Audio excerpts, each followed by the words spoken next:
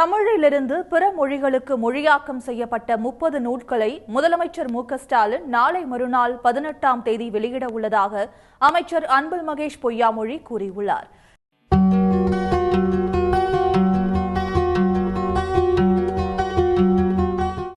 சென்னை நந்தம்பாக்கம் வர்த்தக மையத்தில் சென்னை சர்வதேச புத்தக காட்சியை பள்ளிக்கல்வித்துறை அமைச்சர் அன்பில் மகேஷ் பொய்யாமொழி தொடங்கி வைத்தார்.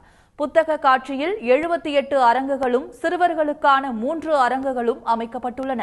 நிகழ்ச்சியில் பேசிய அமைச்சர், சர்வதேச புத்தக காட்சியில் 64 நாடுகளை சேர்ந்த பதிப்பாளர்கள் பங்கேற்றுள்ளதாகவும் சர்வதேச பதிப்பாளர்களுடன் 1000 ஒப்பந்தங்கள் கையெழுத்தாக வாய்ப்புள்ளது எனவும் கூறினார்.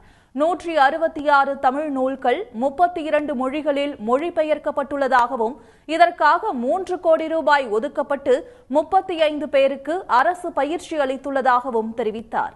நிகழ்வுக்கு பின் செய்தியாளர்களிடம் பேசிய அமைச்சர் அன்பில் மகேஷ், தமிழிலிருந்து பிற மொழிகளுக்கு மொழியாக்கம் செய்யப்பட்ட 30 நூல்களை முதலமைச்சர் மு.க.ஸ்டாலின் நாளை மறுநாள் 18ஆம் தேதி சர்வதேச புத்தக கண்காட்சியில் வெளியிட உள்ளதாக கூறினார்.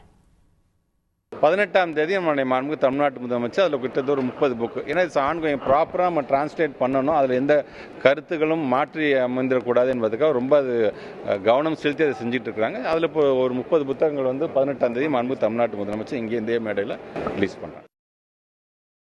தொடர்ந்து பேசிய அமைச்சர், பள்ளிக்கல்வித்துறை சார்பில் பெரியாரின் கருத்துக்களை அறிவியல் சார்ந்த நடைமுறைகளுடன் ஒப்பிட்டு வருவதாக கூறினார். மேலும் பெரியாரின் கருத்துகள் 16 மொழிகளில் மொழியாக்கம் செய்யப்பட்டுள்ளதாக கூறினார்.